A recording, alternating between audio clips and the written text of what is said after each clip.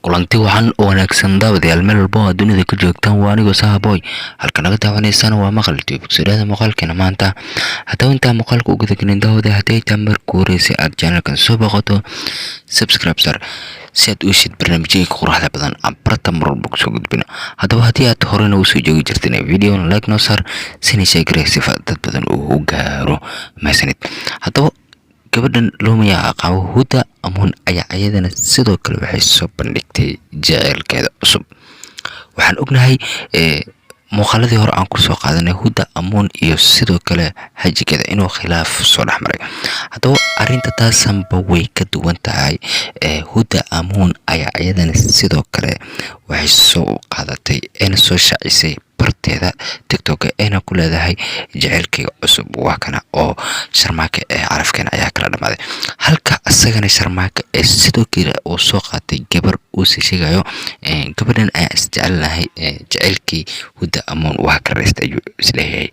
haddaba arintani Huda Amun ay soo bandhigtay ayaa markaasi waxa la leeyahay waxay jawaab u noqonaysaa midii Sharmaake uu soo bandhigay ayay unoqonaysa jawaab ayay isleeyihiin umada dadka ayaa waxay isleeyihiin Sharmaake markii hore wuxuu ahaa Huda Amun qof ay haysatay oo haatanba wuxuu helay xorriyad oo Huda Amun oo ka reestay barta taageeradiisa ay ku leeyihiin hadda ayaad ka war fiican heshay tii hore waxay ahayd haas haddii loo fiiriyo muuqaalada mar walba ay soo gudbin jireen noqon karto dhibaato mustaqbalka ciyaalka ay dhali doonaan haddaba dadka taageeraha oo Sharmaake ayaa bartiisa ku raacsan halka ayagana taageerayaasha Huda Amun ay leeyihiin sidoo kale adigana waa ku raacsantahay oo Sharmaake ayaa ka reysatay marka hore adiga ayaa qasbaysay haatan badaa waa ka reysanaysa ayay leeyihiin barta sidoo kale dadka ayaa fikrada kale si kastaba ha ahaatee Huda Amun iyo sidoo kale Sharmaake ayaa waxay kala maqnaayeen muddo ayay kala maqnaayeen haatanba video aysan baraha bulshada umaysan gudbinin oo ismayso duubin haddaba taasi ayaa toosh iftiinaysay kadibna markii waxaa soo baxday Huda Amun iyo sidoo kale Sharmaake inay markaasi khilaaf dhaxmareen haddaba khilaafkani ayaa fikrada kala duwan dadka kala aaminsan yihiin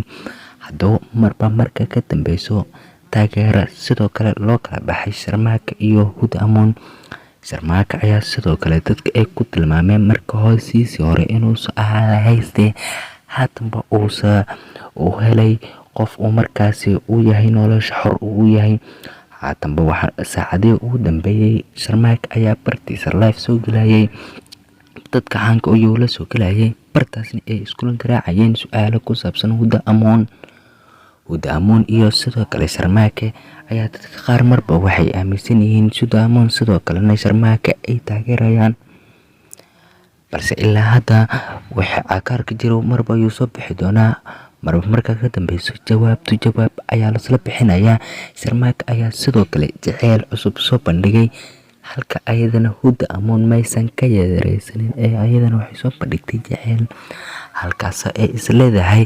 iska boosmiya ma aqaano